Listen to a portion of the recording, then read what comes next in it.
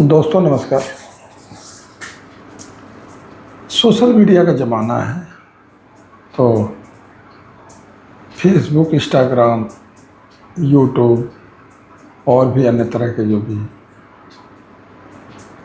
माध्यम हैं उस पर और सब चीज़ समाचार, सूचनाएं, गाने, फिल्म का प्रचार, न्यूज, ये सब तो चल ही रहा है।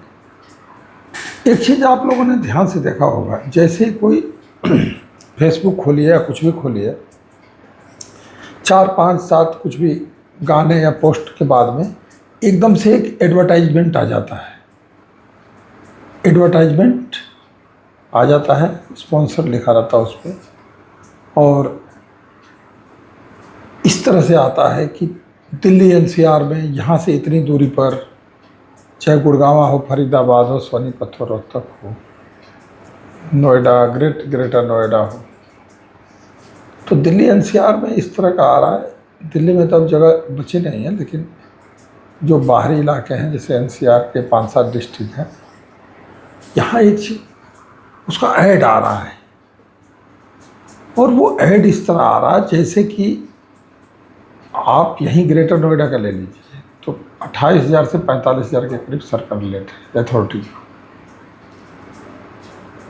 और 14,000, 16,000, 12,000 कई लोग इस तरह से पर स्क्वायर मीटर प्लाट बेचते हुए देखे जा सकते हैं। और यहाँ से इतनी दूरी पर, परी चौक से इतनी दूरी पर, जेवर एयरपोर्ट से इतनी दूरी पर, तो बड़ा वो आकर्षक सा लग रहा है देखने में। तो ऐसी जगहों पर इन्वेस्ट करने से पहले, प्लाट लेने से पहले, पैसा लगाने से पहले एक बार ये देख लें उस लैंड का यूज क्या है। अगर एग्रीकल्चर लैंड है तो क्या उस पर घर बन सकता है, क्या वो लैंड यूज रेजिडेंशियल में कन्वर्ट है या नहीं है। कमर्शियल बता के अगर बेचा जा रहा है तो कमर्शियल में कन्वर्ट है कि नहीं है। 2-4 छोटी छोटी दुकानें बना दी, अब ये आगे तक की दुकानें और बन जाएगी, ये प्लाट है, वो प्लाट है। तो आप देख लीजिए कि अगर दुकानों की बात करके कोई आपको दे रहा है तो क्या वो कमर्शियल में कन्वर्ट है कि नहीं, क्योंकि दुकानें तो कमर्शियल में आएंगी, मकान रेजिडेंशियल में आएगा। तो अगर कहीं ऐसा तो नहीं कि आप एग्रीकल्चर लैंड खरीद रहे हैं 14,000, 16,000, 18,000, 20,000 रुपये पर स्क्वायर मीटर,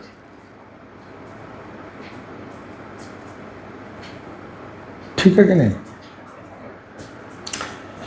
तो चूंकि समाज में जो घटनाएं घटती हैं तो कोई भी अछूता नहीं रहता, खासतौर से आजकल सोशल मीडिया के ज़माने में मैं भी अछूता नहीं, मैंने भी देखा, सोशल मीडिया पर मैं भी हूँ।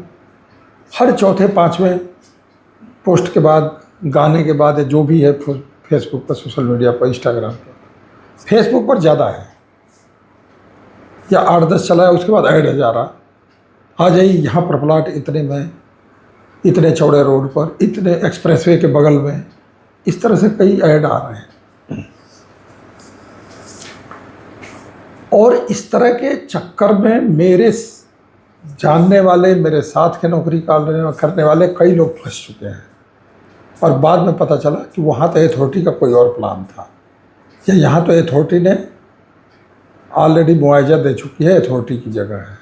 ऐसे भी होता है, अथॉरिटी ने मुआवजा दे दिया, अब वो ज़मीन अथॉरिटी की है, लेकिन अथॉरिटी ने उसको ऑक्युपाई नहीं किया।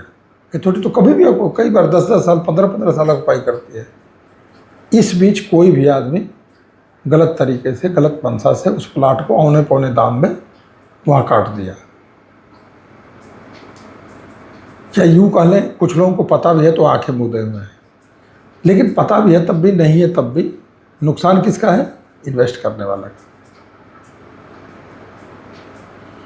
तो जीवन भर की गाढ़ी कमाई को छोटी लालच में आकर गंवाना नहीं है, ये मेरी रिक्वेस्ट है, और मेरा यहाँ आने का यही मतलब है, ठीक है कि नहीं। और इस तरह के हजारों मामले मैंने अपने करियर के दौरान, नौकरी के दौरान देखा है। मैं दिल्ली पुलिस से इंस्पेक्टर रिटायर्ड हूँ, तो देखते देखते जब मेरे अब मन में कई दिन से आ रहा था कि मैं एक छोटी सी वीडियो बनाऊं, हो सकता है कि 10-5 आदमी का भला हो जाए। आप छोटी सी लालच में आके जानकारी करते नहीं, बयान दे देते हैं। और एक और लालच होगी उसमें, आप को अगर मान लीजिए कि 100 मीटर का प्लाट आपको 15 लाख में मिल रहा, तो अभी 3 लाख ही दे दीजिए, 5 लाख ही दे दीजिए, बाकी किस्तों में बिना ब्याज के।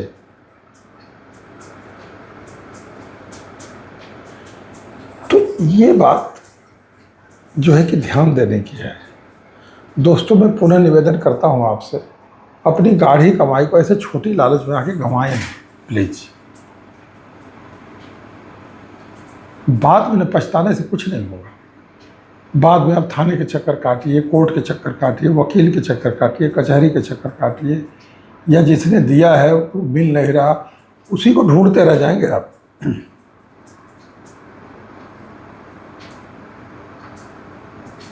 तो चाहे छोटा ही मकान हो, जो पक्का हो, जो अथोराइज हो, जो अथॉरिटी ने पास किया हो, मेरी रिक्वेस्ट ये रहेगी कि वहाँ पर आप इन्वेस्ट करें। ठीक है कि नहीं? मेरा कोई व्यक्तिगत इससे कोई फ़ायदा नहीं था इस वीडियो बनाने से, लेकिन मैं भी समाज में रहता हूँ, मैं भी इंसान हूँ, मेरे सीने में भी दिल है, और मैंने सैकड़ों लोगों को ऐसे देखा है बाद में छाती पीट रहे हैं। तो बात थोड़ी सी कड़वी जरूर है, लेकिन है सच्चाई। तो बाद में छाती न पीटने पड़े, पछताना न पड़े, इसलिए मेरे दोस्तों, आप उसकी छानबीन अच्छी तरह कर लें, उसका लैंड यूज क्या है। ठीक है ना? अभी हाल ही में एक सज्जन ने, उनको इसी तरह से ऑफर दिया गया सस्ते का, मेरे पास फ़ोन मिलाया, मैंने उस प्लाट वाले से बात करी, भाई इसका लैंड यूज क्या है तुम्हारे कागज़ों में? हो जाएगा सर, हो जाएगा, रेजिडेंशियल हो जाएगा। अरे अब क्या है भाई, रेजिडेंशियल तुमने नहीं कराया तो क्या तुम रजिस्ट्री कर दोगे 100 गज का, 100 मीटर का, 200 मीटर का? तो 100-200 मीटर वाला जाएगा उसको, उसका लैंड यूज चेंज कराने, वो क्यों जाएगा? या तो आप करा के दो, और नहीं तो सीधा बताओ कि। तो मैंने पूछा फिलहाल क्या है, ये लैंड यूज क्या है इसका, किस पर्पज़ के लिए लैंड है? रेजिडेंशियल है या तो नहीं, क्या है? तो एग्रीकल्चर लैंड है। तो कोई एग्रीकल्चर लैंड 20,000, 22,000, 18,000 पर स्क्वायर मीटर क्यों खरीदेगा? क्या एग्रीकल्चर लैंड का रेट है? और क्या वहाँ मकान बन जाएगा तो अथॉरिटी तोड़ेगी नहीं?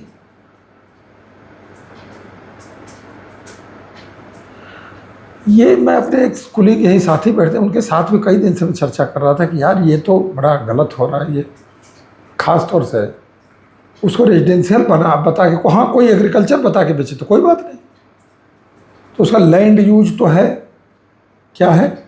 एग्रीकल्चर। और अगर उसको बना के बेचा जा रहा है कि भाई ये तो रेजिडेंशियल है, यहाँ कोठी बन जाएगी, यहाँ प्लाट बन जाएगा।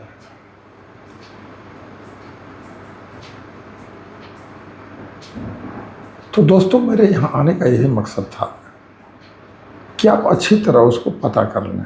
देखिए, आप एक मटका भी, पुराने ज़माने में एक किस्सा कहा जाता था ना कि मटका भी खरीदते तो उसको ऐसे ठोक के देखते थे कि भाई ये कहीं से टूटा फूटा तो नहीं है। तो आप जीवन भर की जो बची हुई कमाई वहाँ देने जा रहे हैं।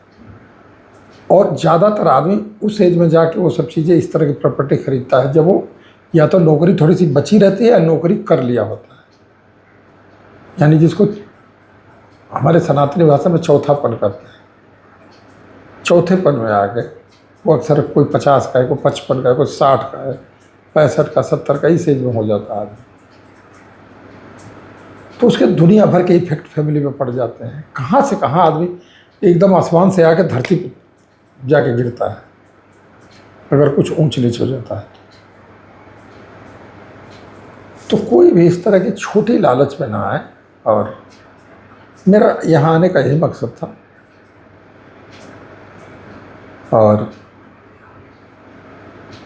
मेरी अगर बात आपको अच्छी लगी हो तो शेयर कर दीजिएगा, कमेंट कर दीजिएगा, लाइक कर दीजिएगा।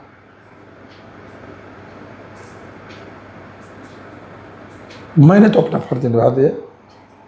अब आपकी बारी है संभलने की। नमस्कार।